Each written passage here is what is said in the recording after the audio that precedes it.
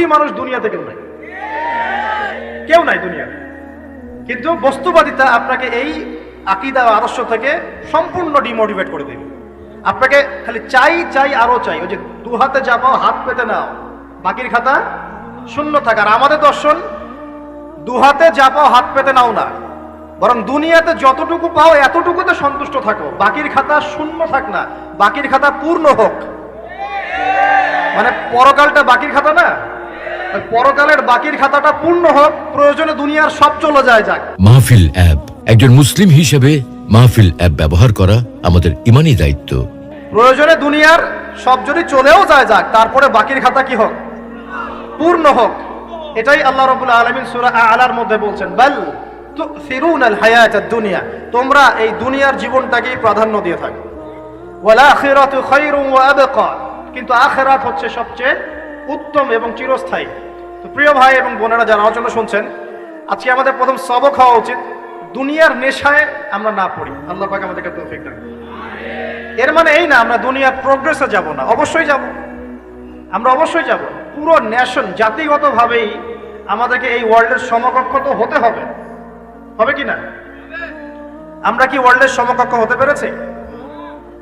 আপনাদের কি মনে হয় যে মিলস, ইন্ডাস্ট্রিজ, ফ্যাক্টরিজ, সেতু, ফ্লাইওভার এইগুলো করলেই মনে হয় যে ওয়ার্ল্ডের সমকক্ষ হওয়া যায়? প্রত্যেক জনগণ ভিতর থেকে সুখী কিনা, তাদের অন্ন, বস্ত্র, চিকিৎসা, শিক্ষা, বাসস্থান, এই যে মৌলিক চাহিদা, বেকারত্ব ঘোচানো, তিন বেলা খাওয়া খেয়ে পরে বাঁচা, জীবনের অধিকার, জীবনের অধিকার, সিকিউরিটি, এই জিনিসগুলো আমাদের নিশ্চিত হচ্ছে কিনা, এটা হচ্ছে আপনার উন্নতির মানদণ্ড। উন্নতির মানদণ্ড কি? আমরা এখন যেখানে আছি না, 1776 সালে অ্যাডাম স্মিথ তার চেয়ে আগের জায়গায় ছিল। 1776 সালে অ্যাডাম স্মিথ একটা বই লিখেছেন, তার নাম হচ্ছে যে দি ওয়েলথ অফ নেশন, এই কিভাবে একটা রাষ্ট্রের ওয়েলথ ফাংশন করে। ওই 1776 সালে তিনি যে চিন্তাগুলো করেছেন, এখন পর্যন্ত আমরা সেই চিন্তা বাস্তবায়ন করতে পারি নাই। 1776 সালের চিন্তা, কিন্তু ওই চিন্তা বাস্তবায়ন করেছে পশ্চিমারা। পশ্চিমা সভ্যতা যেটা আপনি দেখছেন দাঁড়িয়ে আছে, এই একটা বইয়ের উপর দাঁড়িয়ে আছে। যেমন একটা এক্সাম্পল দিই, আলোচনাটা কঠিন হয়ে যাবে, অন্যদিকে যাব। আমরা মনে করি যে অর্থনীতি আমরা নিয়ন্ত্রণ করব, ঠিক আছে, অর্থনীতির পুরো বিষয়গুলো আমরা নিয়ন্ত্রণ করে আমরা সমৃদ্ধি নিয়ে আসবো। আসলে বিষয়টা কি জানেন? অর্থনীতির নিজের একটা ফ্লো আছে, ও নিজেই নিজেকে নিয়ন্ত্রণ করে, এবং তার উপর একটা ইনভিজিবল হ্যান্ড থাকে, অদৃশ্য হাত, যেটা আমরা বলি আল্লাহ রাব্বুল আলামিন। আল্লাহ রাব্বুল আলামিন এই পুরো অর্থনীতিকে নিয়ন্ত্রণ করেন। আমরা যখন সেটাকে ইন্টারফেয়ার করতে যাব, তখন ইকোনমি কলাপস করে যাব। এই যে করছে কলাপস। আরো ব্যাপার আছে, শুধু ব্যবসা, অর্থনীতি, এক্সপোর্ট ইম্পোর্ট, এগুলোকে তিনি জাতির মানদণ্ড বলতেন না। তিনি বলতেন যতক্ষণ পর্যন্ত জাতির প্রত্যেক ব্যক্তির মধ্যে এথিক্স না আসবে, নীতি যতক্ষণ পর্যন্ত না আসবে, আপনি করাপশন থামাতে পারবেন না। তাই হয়েছে না? শুধু ব্যবসা না, আদর্শ কতটুকু আছে? এই যে আপনি দেখছেন বিভিন্ন জায়গায় ভেজাল খাবার খাওয়াচ্ছে, ওদের কি টাকার অভাব আছে? ওদের টাকার কিন্তু অভাব নাই। নেম ফ্রেমের কোনো ঘাটতি আছে? এস্টাবলিশড বিজনেস, তাহলে কেন আপনাকে ভেজাল খাওয়াবে? কারণ তার মধ্যে এথিক্স নাই, নীতি নাই। এই জন্য জাতির প্রত্যেক সদস্যকে, মানে প্রত্যেক জনগণের প্রত্যেককেই আগে নীতিগত শিক্ষা দেওয়া উচিত, আর এই কাজটাই করে ইসলাম। বলে সুবহানাল্লাহ। এই এথিক্স এবং নীতি শেখায় কে? ইসলাম। ইসলামের চেয়ে সার্বজনীন ভাবে এবং যুগোপযোগী ভাবে কেউ এথিক্স শেখাতে পারবে না। কাগজে কলমে অনেকে অনেক কথা বলতে পারে, প্র্যাকটিক্যালি শেখাবে কে? ইসলাম। এখন বলতে পারেন তাহলে মুসলিমদের মধ্যে দুর্নীতি কেন, মুসলিমদের মধ্যে কেন এই সমস্যাগুলো হয়? উত্তর একটাই, ওই যে স্যার বলে গেলেন, আমি বিভিন্ন ওয়াজে যে এক এক জায়গায় এক এক কথা বলে। উত্তরটা কি? উত্তরটা হচ্ছে যে কুরআন এবং সুন্নাহর সঠিক যে শিক্ষাটা আছে, এই শিক্ষাটা আমরা অনেকেই বাস্তবায়ন করতে পারছি না। এটা আমাদের ব্যর্থতা। এটা কাদের ব্যর্থতা? এটা আমাদের ব্যর্থতা। এখানে আমাদের ব্যক্তির স্বার্থ থাকতে পারে, এখানে আমার জ্ঞানের স্বল্পতা থাকতে পারে, আমার ভিতরে অহংকার থাকতে পারে, বা আমি অল্প শিক্ষিত হতে পারি, এবং এমন হতে পারে আমার জ্ঞানটা যুগোপযোগী না। ইসলামিক জ্ঞান আমার মধ্যে আছে, কিন্তু কিভাবে এই জ্ঞান দিয়ে ওয়ার্ল্ডকে ডিল করবো, এই জ্ঞানটা আমার মধ্যে নাই। এই কারণে আমরা হয়তোবা ইসলাম, কোরআন সুন্নাহ হাতে থাকার পরেও এই সমস্যাগুলো ফেস করছি। প্রথম সমস্যা হচ্ছে বস্তুবাদিতা। আল্লাহর আখিরাতের কতটুকু দাম আছে দুনিয়ার? আল্লাহ পাক বলছেন, একটা মাছির পাখার সমানও না। একটা মাছির পাখার কি দাম আছে আপনার কাছে? আল্লাহ পাক বলছেন পুরো দুনিয়ার দাম আমার কাছে যদি একটা মাছির পাখার সমান হতো, তাহলে এই দুনিয়াতে কোনো কাফের মুশরিক পানি পান করতে পারতো না। তার মানে এই দুনিয়াতে যা করো করো, আমার তো কোনো দামই নাই দুনিয়া, কালকেই তো আমি দুনিয়া ধ্বংস করব। আর ওই যে দুই জাতির কথা বললাম, জিন এবং মানব জাতি, আপনারা সূরা আর রহমান পড়বেন। রহমান নামটা অনেক ব্যাপক দয়াময়ের নাম, তার মানে আল্লাহ পাক মার্সিফুল, মোস্ট মার্সিফুল। কিন্তু এই সূরা আর রহমানেই একটা ভয়ঙ্কর আয়াত আছে, কি সানাফরুগু লাকুম আইয়ুহাস সাকলান, হে মানুষ এবং জিন, হে মানুষ এবং জিন, শীঘ্রই আমি তোমাদের দুইটা জাতিকে ডিল করার জন্য ফারেক হচ্ছি, অপেক্ষা করতে থাকো। মানে আল্লাহ পাক কুল্লু ইয়াউমিন হুয়া ফি শাআন, মানে আল্লাহ পাক কি করেন, সব সময় তার কাজে ব্যস্ত আছেন। মহাবিশ্বের তো গ্রহ নক্ষত্র গ্যালাক্সির অভাব নাই, মাখলুকের কোনো অভাব নাই। আল্লাহ পাক প্রত্যেকটা মুহূর্তেই তার কাজে ব্যস্ত আছেন, তার কাজে শানে ব্যস্ত আছেন। কিন্তু এই ব্যস্ততা থেকে ফারেক হবেন কাদের জন্য? মানুষ আর জিনের জন্য। সুবহানাল্লাহ, মানুষ আর জিনের জন্য। আল্লাহ পাক বলেন সানাফরুগু লাকুম আইয়ুহাস সাকলান, দাঁড়াও, দুনিয়ার মধ্যে এইসব করে বেড়াচ্ছ, তোমাদের দুই জাতির জন্য আমি অচিরেই ফারেক হব ইনশাআল্লাহ। ওইটাই হলো কিয়ামতের দিন। যদি ওই দিনটা আমরা মাথায় রেখে চলি, ইনশাআল্লাহ আমরা কেউ বস্তুবাদী হব না ইনশাআল্লাহ। আল্লাহ পাক আমাদের সবাইকে দুনিয়া মুসাফিরের মতো থাকার তৌফিক দান করুন। আমরা উন্নতি করব, অবশ্যই অগ্রগতি করব, আমরা সবকিছুই করব, কিন্তু দুনিয়ার পূজায় ডুবে যাব না। এটা একটা বড় চ্যালেঞ্জ। মানে মধ্যমপন্থী থাকতে হবে, না একদম গোলালু মার্কা আর না চরমপন্থী, মাঝামাঝি থাকার চেষ্টা করতে হবে। আল্লাহ তৌফিক দান করুন। ঢাকাবাসীর জন্য এর চেয়ে বড় কোনো নসিহত হতে পারে না। ঢাকা থেকে, ঢাকার মতো যত মানে সিটিজ, মেগা সিটিজ আছে সারা ওয়ার্ল্ডে, তাদের জন্য এটাই প্রথম নসিহত, বস্তুবাদিতা ত্যাগ করতে হবে, বস্তুবাদিতা। আল্লাহ পাক আমাদের সবাইকে বাকির খাতা পূর্ণ করার তৌফিক দান করুন। এখন একটা লক্ষ্য পেলাম, কি জন্য দুনিয়া এসেছি? আল্লাহর ইবাদত করার জন্য। এখন অনেকে ভুল বুঝে প্রশ্ন করতে পারে, তাদের জ্ঞানের স্বল্পতা। আমি ওদেরকে দোষারোপ করব না, কারণ আমাদের শিক্ষার সমস্যা আছে। আমরা তো সবার মাঝে ইসলামিক সার্বজনীন শিক্ষা দিতে পারছি না। এই কারণে অনেকে প্রশ্ন করতে পারে, তাহলে কি সারা জীবন আল্লাহ বিল্লাহি করতে হবে? আমি কি সারা জীবন তাসবিহ তাহলিল জিকির আজকার নামাজি পড়ে বেড়াবো? তাহলে এটা হলো তার ভুল বুঝ, এই আয়াত সম্পর্কে ভুল ব্যাখ্যা। সঠিক ব্যাখ্যাটা কি? সঠিক ব্যাখ্যা হচ্ছে সূরা হাশরের 7 নম্বর আয়াত। কত নম্বর? সূরা হাশর 7 নম্বর আয়াত। আল্লাহ পাক বলেন, ওয়ামা আতাকুমুর রাসূলু ফাখুযুহু, রাসূলুল্লাহ সাল্লাল্লাহু আলাইহি ওয়াসাল্লাম তোমাদেরকে যা যা দিয়েছেন সব নিয়ে নাও। ওয়ামা নাহাকুম আনহু ফান্তাহু, রাসূল যা থেকে বিরত থাকতে বলেছেন সমস্ত বিষয় থেকে দূরে থাকো। এখন এই আয়াতটাকে সামনে রেখে কোরআন সুন্নাহকে যদি আমরা ঘাঁটি, আমরা দেখব রাসূলুল্লাহ সাল্লাল্লাহু আলাইহি ওয়াসাল্লাম পেশাব পায়খানা ইস্তেনজা করা থেকে শুরু করে রাষ্ট্র চালানো পর্যন্ত প্রতিটা কাজের হেদায়েত দিয়ে গেছেন। আলহামদুলিল্লাহ, এটা কেউ মানি বা না মানি দিয়ে গেছেন, এটা বিশ্বাস করতে হবে। আমল করতে পারি বা না পারি, নবী দিয়ে গেছেন, বিশ্বাস করতে হবে।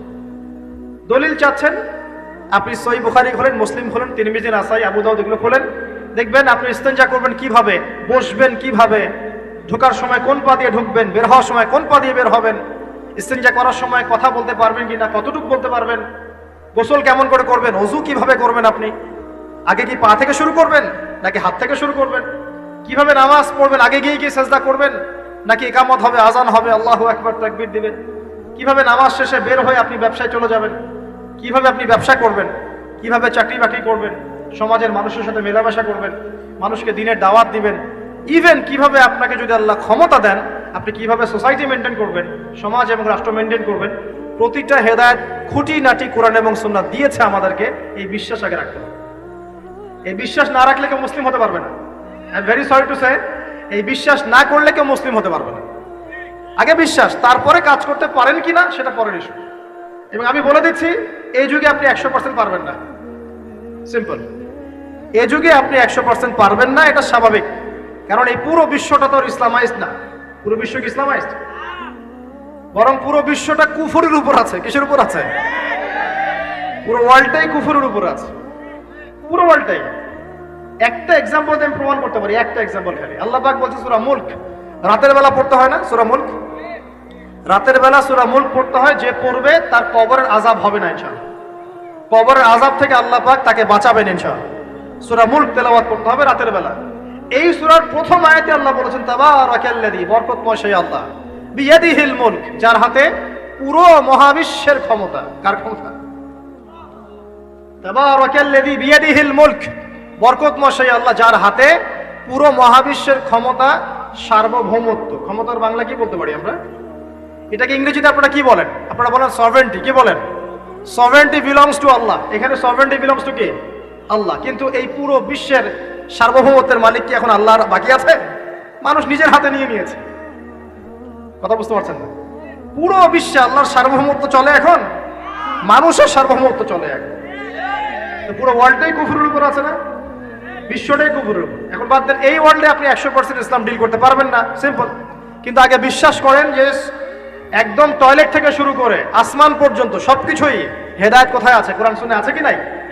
এখন মানতে পারি না, সেটা আলাদা ইস্যু। কেউ বিশ্বাস করেছে, মানতে পারে না, আল্লাহ তাকে মাফ করে দিবে ইনশাআল্লাহ। বিশ্বাস করেছি, মানতে পারিনি, আল্লাহ মানে বিশ্বাস করেছি, আমল করতে পারি নাই, হে আল্লাহ আমল করতে গিয়েছি, প্রতিবন্ধকতা পেয়েছি, সমাজ এমন ছিল না, বিশ্ব এমন ছিল না, আমি পারি নাই, আল্লাহ মাফ করে দাও। ইনশাআল্লাহ আল্লাহ মাফ করে দিবেন ইনশাআল্লাহ। আল্লাহ পাক বলেছেন কারো আমল নামায় যদি শিরকের পাপ না থাকে, যে কোনো গুনাহ আল্লাহ যাকে ইচ্ছা মাফ করে দিবেন।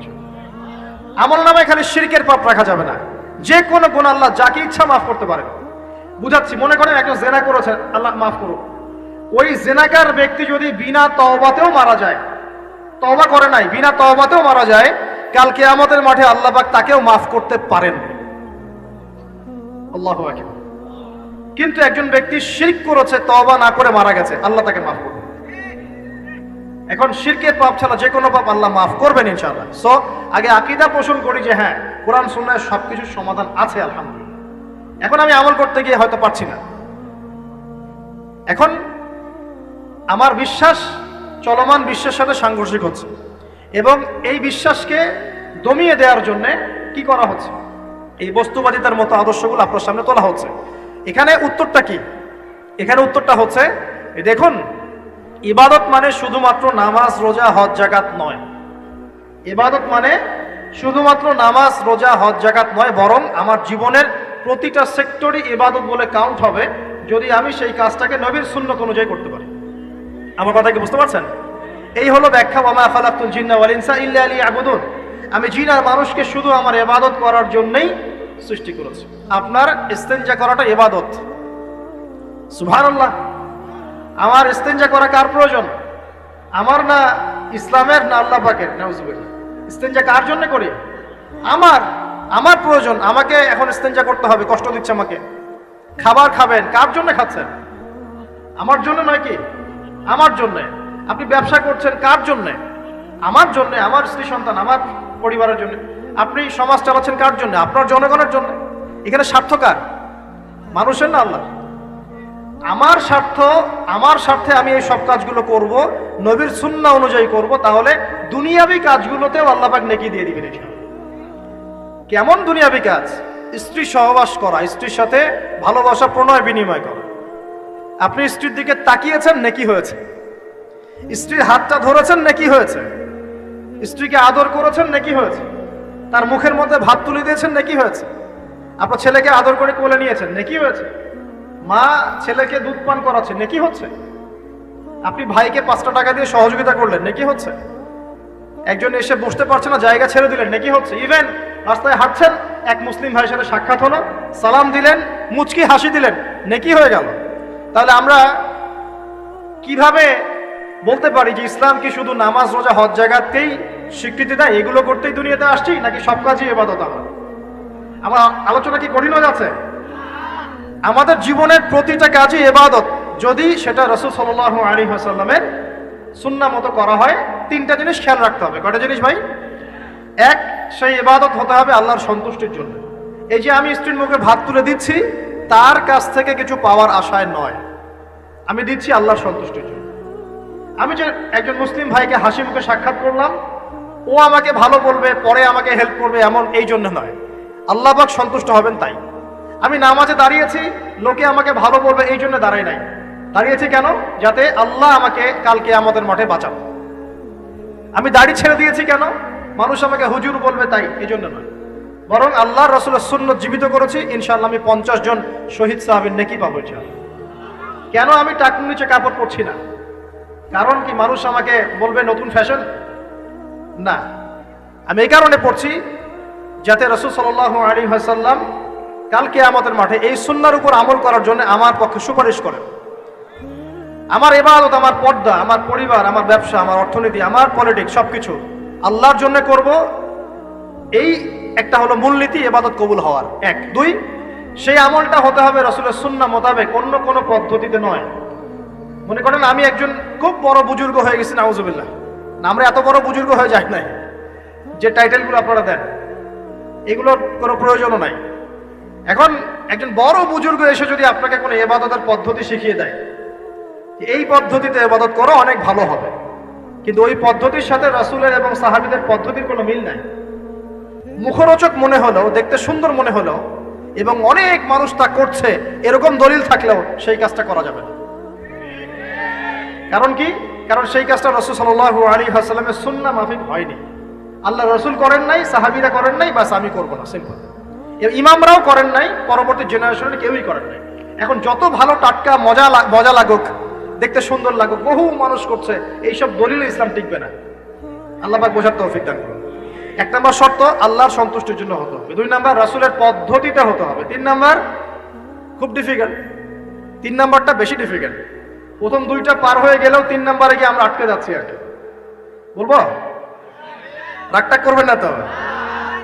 3 নম্বর হচ্ছে রিজিক হালাল হতে হবে। রিজিক হালাল হতে হবে। পশ্চিমার আদলে গড়া এই পুরো বিশ্বের বেশিরভাগ মানুষের রিজিক এখন হারাম।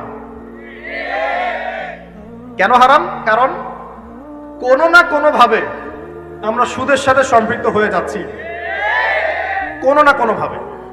আর নবীজি অনেক আগেই বলেছিলেন, 1400 বছর আগে, যে একটা জামানা তোমাদের সামনে আসবে, যে মানুষ সুদ খেতে চাইবে না তার গায়েও সুদের ছিটাফোঁটা গিয়ে লাগবে। লাগছে কিনা? এখন আপনি খেতে চাইবেন না, আপনাকে মেসেজ পাঠিয়ে দেওয়া হবে আপনার অ্যাকাউন্টে এত টাকায় যোগ হয়েছে।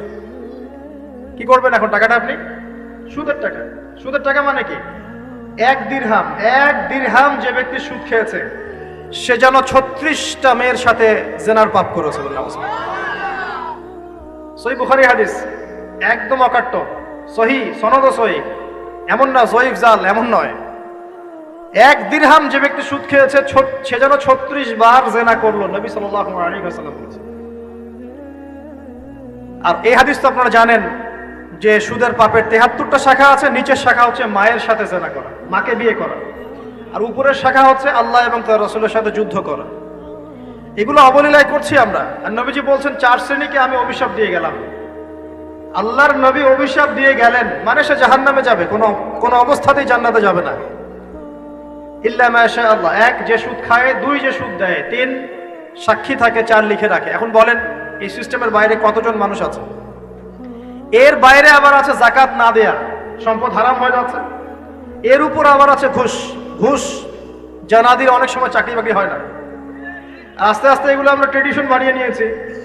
এক সময় আমরা, শোনেন, এটাকে বলা হয় নিউট্রালাইজেশন, মানে স্বাভাবিকীকরণ। খুব কঠিন টার্ম বলে ফেলছি মনে কিছু কিছু। যেমন আগে ধর্ষণ হলে আমরা খুবই সোচ্চার ছিলাম এবং সারা এলাকা ফেটে যেত, এত বড় কথা। কেউ মাপে কম দিলে, ধরা পড়লে চক্ষু লজ্জায় সে সমাজে চলতে পারতো না। কেউ চুরি করলে চক্ষু লজ্জায় বের হতে পারতো না। আস্তে আস্তে আস্তে আস্তে আস্তে আস্তে এই যে মাপে কম দেয়া বলেন, সুদ বলেন, জেনা বলেন, আস্তে আস্তে পাপগুলোকে আমরা নিউট্রালাইজেশন করে ফেলেছি, নিউট্রালাইজ হয়ে গেছে। হ্যাঁ, ধর্ষণ ডেইলি 4-5টা হয়, সুদ সবাই খায়, আমিও খাই, জেনা তো সবাই করে, বয়ফ্রেন্ড গার্লফ্রেন্ড ফ্রি মিক্সিং আছে, আমি করলে সমস্যা কি? ওর তো 4টা, আমার তো মাত্র 1টা। ওর চেয়ে আমি ভালো। ওর 5টা বয়ফ্রেন্ড, আমার তো 1টা। ওর 4টা গার্লফ্রেন্ড, আমার তো 1টা। আমি তো ভালো। আমার ছেলে খুব ভালো, শুধু মাঝে মাঝে একটু ড্রিঙ্কস করে, ব্যাপারটা এরকম আর কি। তো এই যে পাপকে নিউট্রালাইজেশন করা হচ্ছে আস্তে আস্তে, স্বাভাবিকীকরণ। এই ফ্লোতে আমরা মোটামুটি সবাই পড়ে গিয়ে এখন রিজিক হারাম হয়ে যাচ্ছে। ঘুষ দিতে হয় না, চাকরি হবে না। আবার দেখেন, জাকাত না দেওয়ার মধ্য দিয়ে রিজিক হারাম করে ফেলছি, সুদ খাওয়ার মধ্য দিয়ে করছি, ঘুষ নেওয়ার মধ্য দিয়ে করছি। কোনো কোনো ক্ষেত্রে করাপশন, অন্যের সম্পদ আত্মসাতের মধ্য দিয়ে করছি। এর বাইরে যারা ব্যবসা করছি, আমরা যে দুধে দেওয়া তুলসী পাতা এমনও নয়, কোনো কোনো সময় মাপে কম দিচ্ছি। এই যে টাটকা জিনিস বলে ভেজাল খাওয়াচ্ছি, 3 দিনের বাসি তেল দিয়ে ইফতার রান্না করে খাওয়াই দিবে, বলবে একদম টাটকা জিনিস। রমজান মাস আসছে সামনে না, কত যে মানুষ বের হবে যারা তারাবির নামাজ পড়বে একদম 20 রাকাত, ওখানে রাকাত দিয়ে ঝগড়া হবে। ঠিক ওরাই যখন দেখবেন বিকালে দুপুরে ইফতার বিক্রি করবে, বিভিন্ন পণ্য বিক্রি করবে, দেখবেন যে দুনিয়ার বাসি পচা আপনাকে খাওয়াই দিবে। এই শ্রেণীর মানুষের ধারণা যে লা ইলাহা ইল্লাল্লাহ শুধু মসজিদে আছে, বাজারে নাই। এটা ধারণা লা ইলাহা ইল্লাল্লাহ মুহাম্মাদুর রাসূলুল্লাহ এটা মসজিদে আছে, বাজারে, সমাজে, অন্য জায়গায় নাই। এটা তাদের ধারণা। তাদের এই ধারণা অচিরেই ভাঙবে যখন মৃত্যুর দূত চলে আসবে ইনশাআল্লাহ। তখন বুঝবে লা ইলাহা ইল্লাল্লাহ একটা সার্বজনীন কালিমা, যেটা জীবনের সব ক্ষেত্রেই চলতে হবে। আল্লাহ পাক আমাদেরকে বোঝার তৌফিক দান। নবীজি বলছেন আর দুনিয়া সিজনুল লিল মুমিন, দুনিয়া মুমিনদের জন্য কারাগার। কারাগার মানে যেখানে আমি স্বতন্ত্র স্বাধীন নই। এখানে প্রশাসন অনেক ভাই বোন আছেন, তারা জানেন কারাগার কি জিনিস। যারা 2-1 বার যাওয়া আসা করেছে ওরা জানে কি জিনিস। এখানে আপনার কোনো ব্যক্তি স্বাধীনতা নাই। আপনি আপনার ইস্তেঞ্জা করবেন, শিশি যেতে পারবেন না, আপনি পারমিশন নিতে হবে, তারা নিয়ে যাবে, তারপরে যেতে পারবেন, তাও হ্যান্ডকাপ পরিয়ে। দুনিয়া সিজনুল লিল মুমিন, দুনিয়া মুমিনদের কারাগার। এখানে আপনি খেতে পারবেন না, খাবার আসবে তারপর খাবেন। ঘুমাতে পারবেন না, যখন ঘুমানোর আদেশ দিবে তখন ঘুমাতে পারবেন। তাও কতক্ষণ ঘুমাবেন তাও ফিক্স করা। মানে কারাগার মানে কি? যেখানে আপনার ব্যক্তির স্বাধীনতা চলে না, যেখানে আমি চলবো একটা সিস্টেমের আওতায়। এখন নবীজি বলছেন দুনিয়াটাই হচ্ছে কারাগার। তাহলে এই দুনিয়ায় কেমন করে আমি প্রবৃত্তির দাসত্ব করতে পারি? কেমন করে আমি আল্লাহকে ভুলে নামাজ বাদ দিতে পারি? কেমন করে জাকাত সেই কবে ফরজ হয়েছে, মিল ইন্ডাস্ট্রিজ ফ্যাক্টরিজ করেছি, জাকাত দেই না। রমজান মাস যায় আসে, রোজাও রাখি না, তারাবি পড়তে পারি না। কোরআন আমার সামনে মানুষ তেলাওয়াত করে, কোরআন আমার ঘরে পড়ে আছে, শেলফের উপরে ধুলাও আছে, শেলফের উপরে কোরআন ধুলাওয়ালা, ধুলো মাখা। কোরআন পড়ার তৌফিক হয় না, নবীর হাদিসগুলো চর্চা করার তৌফিক হচ্ছে না, ইসলামিক বইপত্র পড়তে পারি না। এই কারাগারের জীবনে বসি আমি একটা মেয়ের পিছনে দৌড়াচ্ছি, মাদক খাচ্ছি, জেনা করছি, কোনো সময় ধর্ষণ করছি, কোনো সময় সুদ খাচ্ছি, ঘুষ খাচ্ছি, দুর্নীতি করছি। এই কারাগারের জীবনে বসে, যেখানে আমার কোনো ব্যক্তি স্বাধীনতা নাই। তাহলে কারাগারের জীবনের মেয়াদ যখন শেষ হবে, যখন তাকে এখান থেকে বের করে নিয়ে আসা হবে, অর্থাৎ মৃত্যু, তখন তার সাথে কিরকম রিমান্ডে আচরণ করা হবে এটা ভালো করে বুঝে নেন। এখন নবীজি বলছেন আদ-দুনিয়া সিজনুল লিল মুমিন ওয়াল জান্নাতু লিল কাফির। কাফেরদের জন্য, মুশরিকদের জন্য এই দুনিয়াটা হচ্ছে জান্নাত। জান্নাত মানে কি? যা ইচ্ছা তাই করতে পারবেন। জান্নাত মানে কি? আপনি চাচ্ছেন আল্লাহ আমি এখন একটা খামর চাই, শরাব, আপনার সামনে হাজির, চিন্তা করার সাথে সাথে। জান্নাত মানে কি? আল্লাহ আমি আপনাকে দেখতে চাই, আল্লাহকে আপনি দেখতে পারবেন। জান্নাত মানে কি? আপনি মধুর নহর, দুধের নহর, পানির নহর, শরাবের নহর, হুরুন ঈন চতুর্দিকে ঘোরাফেরা করছে। একজন নিম্নমানের জান্নাতি, মানে সবচেয়ে শেষের দিকে যারা জান্নাতে যাবে, তাদের সাথেই 2জন করে হুরুন ঈন, আহাল পরিবার তো আছেই, গিলমান পানপাত্র নিয়ে চারপাশে ঘোরাফেরা করবে। জান্নাত মানে কি? যেখানে যা ইচ্ছা তাই করা যাবে, বলার কেউ নাই, বাধা দেওয়ার কেউ নাই, সেখানে কোনো মৃত্যু নাই, সেখানে কোনো অহেতুক কথাবার্তাও নাই, কোনো গাল গল্প নাই, কোনো মিথ্যা নাই, কষ্টের ক্লেশ মাত্র নাই, থুতু ফেলতে হবে না। জান্নাত মানে থুতু ফেলতে হবে না। জান্নাত মানে হাঁচি হবে না, নাক ঝাড়তে হবে না। জান্নাত মানে ইস্তেঞ্জা, পেশাব পায়খানা করার টেনশন নাই। মানুষ খাবার খাবে, একটা ঢেকুর তুলবে, ব্যাস খাবার হজম হয়ে গেছে। আর জান্নাতের সবচেয়ে বড় বিষয়টা কি? আল্লাহ পাককে আমরা এই চোখ দিয়ে দেখতে পারবো ইনশাআল্লাহ। আর তার সমকক্ষ একটা বিষয় হচ্ছে আল্লাহ পাক বলে দিবেন যে আমি তোমাদের সবার উপর সন্তুষ্ট হয়ে গেলাম, যাও কোনোদিন অসন্তুষ্ট হব। ব্যাস। এখন আপনি যত কিছুই করেন এই বস্তুবাদী জীবনে, মনে একটা ভয় থেকে যাবে। আপনি বিশ্ব নেতা হয়েছেন, বড় শিল্পপতি হয়েছেন, পলিটিশিয়ান হয়েছেন, ইকোনমিস্ট হয়েছেন, মনে একটা ভয় থেকে যাবে যে মরতে আমাকে হবেই, আল্লাহ আমাকে ধরবেই, হিসেব আমাকে দেওয়া লাগবেই, কবরে আমাকে একাই যাওয়া লাগবেই, আমাকে কিয়ামতের মাঠে দাঁড়াতে হবে আল্লাহর সামনে। মনে একটা ভয় কাজ করে, যদিও বাইরে মানুষ দেখায় যে কোনো ভয় নাই। মানুষ বাইরে অভিনয় করে, মানুষ সমাজের মানুষের সাথে বাইরে একটা অভিনয় করে, কোনো কোনো ক্ষেত্রে আমরা নিজেরাই নিজেদের সাথে অভিনয় করি। কথা সাহিত্যিক হুমায়ুন আহমেদের নাম শুনেছিলেন? ইন্তেকাল করেছেন। একটা সময় ছিল আমরা স্কুলে পড়তাম, কলেজে পড়তাম, মাঝে